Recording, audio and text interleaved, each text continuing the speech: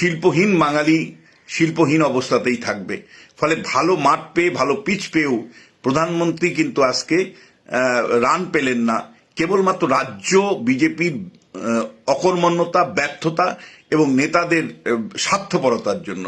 দুর্ভাগ্য এই রাজ্যের, এখানে শিল্প নিয়ে রাজনৈতিক তরজা হয় কিন্তু নির্দিষ্ট প্রতিশ্রুতি হয় না। মমতা বন্দ্যোপাধ্যায়ের যে ভূমিকা টাটাদেরকে তাড়ানো, রতন টাটাকে তাড়ানোর প্রশ্নে, সে নিয়ে তিনি একটি কথা বলেননি। আর সিঙ্গুর যে শিল্পহারা হলো, সেই শিল্পহারা সিঙ্গুর 18 বছর পরে কোনো প্রধানমন্ত্রী সেই জমিতে দাঁড়িয়ে সিঙ্গুরে আবার শিল্প ফিরবে কিনা তা নিয়ে একটি কথা বলেনি। হতাশ মানুষ, হতাশ সংবাদ মাধ্যম, হতাশ আমরা, হতাশ সাধারণ মানুষ। তৃণমূল কংগ্রেস স্বস্তি আজকে, তৃণমূল কংগ্রেসের স্বস্তি এই কারণে আমি বলবো যে প্রধানমন্ত্রী মমতা বন্দ্যোপাধ্যায়ের ভূমিকা, টাটাদের তাড়ানোর প্রশ্নে মমতা বন্দ্যোপাধ্যায়ের ভূমিকা নিয়ে একটি শব্দ বা বাক্যও খরচা করেননি। জুন মাস থেকে প্রধানমন্ত্রী জেলা সফর করছেন এবং জুন মাসের থেকেই প্রধানমন্ত্রী একটার পর একটা প্রকল্প ঘোষণা করছেন, শিলান্যাস করছেন, উদ্বোধন করছেন, কিন্তু সেগুলো রাজ্য বিজেপি এতটাই দুর্বল যে কলকাতায় কোনো প্রচার নেই, হোর্ডিং নেই, ব্যানার নেই। শ্রমিক ভট্টাচার্য, শুভেন্দু অধিকারীরা শুধুমাত্র এক বজ্ঞায় রাজনীতি করে। প্রধানমন্ত্রী যে উন্নয়নের বার্তাগুলো দেন বা উন্নয়ন প্রকল্পগুলো উদ্বোধন করেন, কলকাতার বুকে শ্রমিক ভট্টাচার্য, বিজেপি দল বা এই যে জগন্নাথ চট্টোপাধ্যায় এত বড় বড় বোদ্ধা আছেন, তারা একটা হোর্ডিং লাগাতে পারেন না, একটা ব্যানার লাগাতে পারেন না, একটা পোস্টার লাগাতে পারেন না। আজকেও কিন্তু 330 কোটি টাকার বিভিন্ন প্রকল্প উদ্বোধন হয়েছে, তার কোনো হোর্ডিং, বোনার, পোস্টার দিয়ে রাজ্যকে ছেয়ে দেওয়া কোনো উদ্যোগ নেই। বিজেপির মানে আরেকটা ভয়ঙ্কর জিনিস, সেটা হলো যে শুধুমাত্র হিন্দু মুসলমানের রাজনীতি নিয়ে ব্যস্ত, কিন্তু একই সাথে প্রধানমন্ত্রীর আজকে ভূমিকা কিন্তু ভীষণ হতাশাজনক ভূমিকা। মোদি মমতা সেটিং তত্ত্বটা কিন্তু আরো বেশি দৃঢ়ভাবে প্রতিষ্ঠিত হবে। পশ্চিমবাংলার শিল্প বিনিয়োগের ব্যাপারে শিল্পপতিরা আশ্বাস দেন কিন্তু বিনিয়োগ করেন না। টাটাদের বিদায় দেওয়ার পরে যে শ্মশান তৈরি হয়েছে, শিল্পের শ্মশান, সেই শ্মশানে কিন্তু ফুলসজ্জা দেওয়ার মতন কেউ নেই। উপযুক্ত আজকে পরিবেশ, আজকে দেখুন মাঠ কিন্তু ভর্তি মাঠ ছিল, আজকে এত সুন্দর পিচ ছিল, কিন্তু প্রধানমন্ত্রী নরেন্দ্র মোদী কিন্তু ব্যাট করতে পারলেননি। নমস্কার, আপনার মতন আমিও আজকে খুবই আগ্রহের সাথে ছিলাম প্রধানমন্ত্রী কি বলেন সিঙ্গুরের মাটিতে দাঁড়িয়ে। 18 বছর আগে যে টাটারা সিঙ্গুর ছেড়ে চলে যেতে বাধ্য হয়েছিল মমতা বন্দ্যোপাধ্যায়ের জঙ্গি আন্দোলনের ফলে, সেই সিঙ্গুরে দাঁড়িয়ে প্রধানমন্ত্রী সত্যি কোনো ইতিবাচক বার্তা দেন কিনা শিল্পায়নের প্রশ্নে, তা নিয়ে আমাদের ভীষণ আগ্রহ ছিল, আপনার মতো আমারও আগ্রহ ছিল।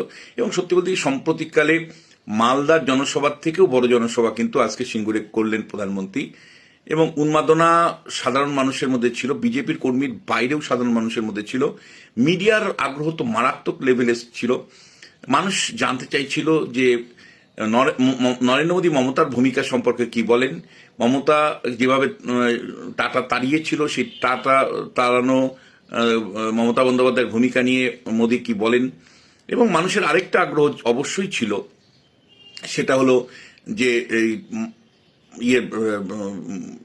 সিঙ্গুরের মাটিতে দাঁড়িয়ে তিনি টাটাদের ফিরিয়ে আনার প্রশ্নে কিছু বলেন কিনা বা শিল্পায়নের কথা বলেন কিনা। সত্যি বলতে কি প্রধানমন্ত্রীর ভাষণ কিন্তু আজকে যারা এই ভাবনা থেকে গিয়েছিলেন তারা কিন্তু ভীষণভাবে হতাশ হয়েছেন।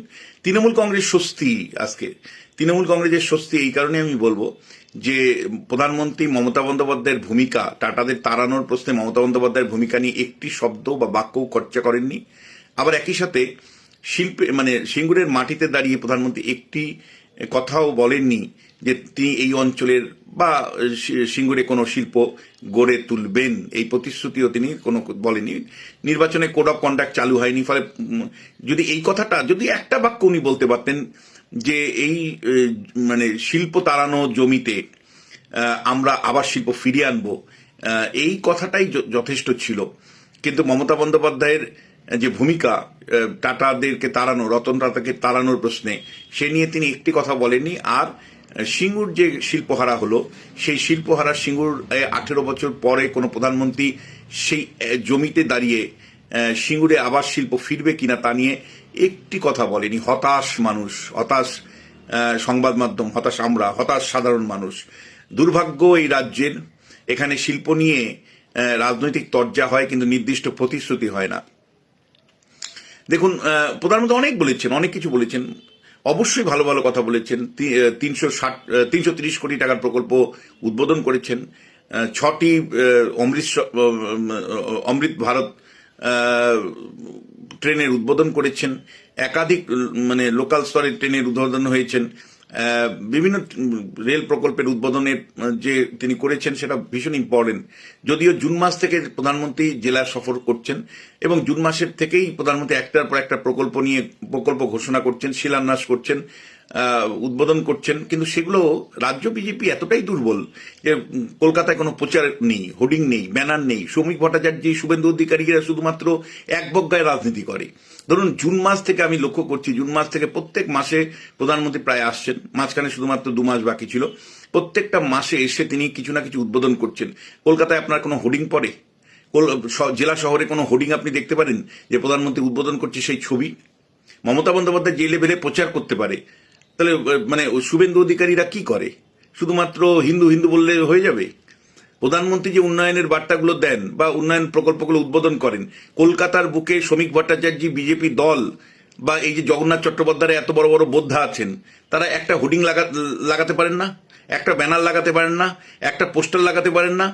ফলে আজকেও কিন্তু 330 কোটি টাকার বিভিন্ন প্রকল্প উদ্বোধন হয়েছে, তার কোনো হোর্ডিং বোনার পোস্টার দিয়ে রাজ্যকে ছেয়ে দেওয়া কোনো উদ্যোগ নেই। বিজেপি আছে বিজেপিতেই। আবার একই সাথে আপনাদের বলতে চাই যে এই যে কলকাতা বিমানবন্দর পর্যন্ত মেট্রো রেল উদ্বোধন করলেন, এটা বড় কাজ, মানুষ উপকৃত হচ্ছে। এখন কোনো রাজ্য জুড়ে কোনো ব্যানার দেখেছেন? কলকাতা শহরে বড় বড় ব্যানার দেখেছেন? ফলে এটা কিন্তু বিজেপির মানে আরেকটা ভয়ঙ্কর জিনিস, সেটা হলো যে শুধুমাত্র হিন্দু মুসলমানের রাজনীতি নিয়ে ব্যস্ত। কিন্তু একই সাথে প্রধানমন্ত্রীর আজকে ভূমিকা কিন্তু ভীষণ হতাশাজনক ভূমিকা। মোদী মমতা সেটিং তত্ত্বটা কিন্তু আরো বেশি দৃঢ়ভাবে প্রতিষ্ঠিত হবে। কারণ নরেন্দ্র মোদী, সারা রাজ্যের মানুষ মমতা বন্দ্যোপাধ্যায়কে ছ্যাঁ করছে যে সিঙ্গুর কারখানা চলে যাওয়ার ফলে তারপরে নতুন করে বিনিয়োগ হয়নি, কোনো কোম্পানি আসতে চায় না পশ্চিমবাংলায়, এবং একাধিক কারণ আছে। তার মধ্যে যে মাইন্ডসেট তৈরি হয়েছে শিল্পপতিদের, যে পশ্চিমবাংলার শিল্প বিনিয়োগের ব্যাপারে শিল্পপতিরা আশ্বাস দেন কিন্তু বিনিয়োগ করেন না। টাটাদের বিদায় দেওয়ার পরে যে শ্মশান তৈরি হয়েছে, শিল্পের শ্মশান, সেই শ্মশানে কিন্তু ফুলসজ্জা দেওয়ার মতন কেউ নেই। ফলে যেটা আমরা পরিষ্কার বুঝতে চাইছিলাম যে নরেন্দ্র মোদী স্পষ্ট করে বলবে যে টাটাদেরকে যেভাবে তাড়ানো হয়েছে সেটা ঠিক হয়নি। মমতা বন্দ্যোপাধ্যায় যে জঙ্গি আন্দোলন করেছিল তার ফলে শিল্পের বিনাশ ঘটেছে, এবং তার থেকে আমরা এই মানে এখন কৃষকরা অনিচ্ছুক, এখন অনিচ্ছুক কৃষকরাই এখন জমি মানে শিল্পের জন্য দিতে চাইছে। আমরা শিল্প ক্ষমতায় আসলে করব, এই বন্দা জমিতে শিল্প করে আমরা এই অঞ্চলের মানুষের উপকারে আসব। এই কথাটা বলতে তিনি পারলেন না, তো পারলেনই না, একটা বাক্যও তিনি ব্যয় করলেন না। অনেকটা নরেন্দ্র মোদীর বক্তৃতাটা অনেকটা এরকম হলো যে নুন ছাড়া যদি আপনি বিরিয়ানি রান্না করেন, সেই বিরিয়ানির টেস্ট যেমন হয় না, ঠিক তেমনি ভাবে সমস্ত বাক্য বললেন, নানা বিষয় নিয়ে আলোচনা করলেন বক্তৃতার মধ্যে, কিন্তু একবারের জন্য তিনি এই টাটা তাড়ানো জমিতে, সিঙ্গুরের জমিতে শিল্প গড়বো আমরা, এই প্রতিশ্রুতি তিনি দিতে পারলেন না। আমরা ক্ষমতায় আসলে আমরা সিঙ্গুরের শিল্প গড়বো, বা এই সিঙ্গুর শব্দটা না বলেও যদি উনি বলতেন যে এই আশপাশের এলাকায় কৃষকের সাথে কথা বলেই আমরা শিল্প গড়বো, এই কথাটা উনি বলতে পারলেন না, তো পারলেনই না। এবার প্রশ্ন হচ্ছে এই কথাটা তিনি পারলেন না বলতে, নাকি এই যে আমরা জানি প্রধানমন্ত্রী সফরে যারা স্ক্রিপ্ট লিখে দেয়, মানে যারা ইনপুট দেয়, তারা বিজেপির সদর দপ্তর থেকেই দেয়। আগে এই কাজটা জয়প্রকাশ মজুমদার করতেন। জয়প্রকাশ মজুমদার মূলত করতেন, মানে গত 21 বিধানসভা নির্বাচনের সময় জয়প্রকাশ মজুমদার বিজেপিতে ছিলেন। তিনি প্রধানত প্রধানমন্ত্রী দপ্তরের সাথে সংযোগ রেখে মানে কোনো বক্তৃতার আগের যে ইনপুটগুলো সেগুলো পাঠিয়ে দিতেন। এখন যারা দেন, আমরা শুনি সব নামকরা সংবাদপত্রে কাজ করেছেন, সব নামকরা লোকজন, তারা কি ইনপুট তাহলে দিলেন? প্রধানমন্ত্রীকে তো একটা বাক্য লিখে পরিষ্কার বলে দিতে পারতেন যে উপযুক্ত আজকে পরিবেশ। আজকে দেখুন মাঠ কিন্তু ভর্তি মাঠ ছিল, আজকে এত সুন্দর পিচ ছিল, কিন্তু প্রধানমন্ত্রী নরেন্দ্র মোদী কিন্তু ব্যাট করতে পারলেননি। ভালো ভালো সিঙ্গুরের ভালো মাঠ, ভালো স্পিচ, ভালো রান করার কথা ছিল, নরেন্দ্র মোদী কিন্তু স্লো খেলে তিনি যেভাবে শেষ করলেন, দিনের শেষে রান হলো না।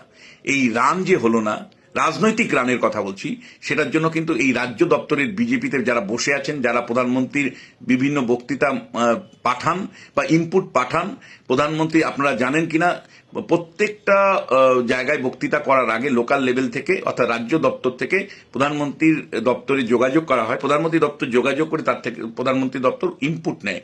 সেই ইনপুট যারা দিয়েছেন তাদেরকে আমি দায়বদ্ধ করব, আমি শ্রমিক ভট্টাচার্যকে দায়বদ্ধ করব, আমি শুভেন্দু অধিকারীকে দায়বদ্ধ করব যে আপনারা পাশে বসেছিলেন, আপনারা নিজেদের মধ্যে আলাপ আলোচনা করছিলেন প্রধানমন্ত্রীর সাথে, আপনারা প্রধানমন্ত্রীকে কনভিন্স করতে চাননি বা পারেননি, বা আপনারা ওই বলা যায় যে আনুগত্য দেখাতে গিয়ে যে প্রধানমন্ত্রীর কাছে একটা শব্দ বলবো, উনি যদি আবার রাগ করেন, উনি যদি কিছু মনে করেন, সুতরাং সেই কারণে শ্রমিক ভট্টাচার্য বলতে পারলেন না বা শুভেন্দু পাশে বসে বলতে পারলেন না। অর্থাৎ আনুগত্যের প্রায়চিত্ত কিন্তু বিজেপিকে করতে হবে, এটাই বাঙালির ভবিতব্য। শিল্পহীন বাঙালি শিল্পহীন অবস্থাতেই থাকবে। ফলে ভালো মাঠ পেয়ে ভালো পিচ পেয়েও প্রধানমন্ত্রী কিন্তু আজকে রান পেলেন না, কেবলমাত্র রাজ্য বিজেপির অকর্মণ্যতা, ব্যর্থতা এবং নেতাদের স্বার্থপরতার জন্য। নেতারা লার্জার ইন্টারেস্টের কথা না ভেবে তারা কেবল ব্যক্তি স্বার্থ ভেবেছে। যে প্রধানমন্ত্রীকে যদি আমি বলি যে আপনি কিন্তু এই সেন্টেন্সটা বলবেন, আজকের যা পরিবেশ পরিস্থিতি, রাজনীতির এত ভালো পরিবেশে প্রধানমন্ত্রী একটা বাক্য বলতে পারলেন না। ফলে আজকে সবচেয়ে বেশি আনন্দিত তৃণমূল কংগ্রেস, যে তৃণমূল কংগ্রেস হাফ ছেড়ে বাঁচলো। কারণ তারা যদি প্রধানমন্ত্রী সত্যি একটা প্রতিশ্রুতি দিয়ে দিতেন যে ক্ষমতায় আসলে আমরা সিঙ্গুরের মাটিতে কারখানা করব, তাহলে এটা মমতা বন্দ্যোপাধ্যায়ের পক্ষে সেই চাপটা নেওয়া সম্ভব ছিল না। তার পুরো রাজনৈতিক জীবন বলা যায় চাপে পড়ে যেত। ফলে সেই জায়গা থেকে কিন্তু রক্ষা করলেন রাজ্য বিজেপির নেতৃত্ব। আমি প্রধানমন্ত্রীকে সরাসরি যদি দোষ না দিই, রাজ্য বিজেপি যারা নোট পাঠিয়েছিলেন, প্রধানমন্ত্রী বক্তৃতা তৈরিতে সাহায্য করেছিলেন, তারা পুরোপুরি দায়ী, এবং একই সাথে যারা প্রধানমন্ত্রীর পাশে বসেছিলেন তারাও সরাসরি দায়ী।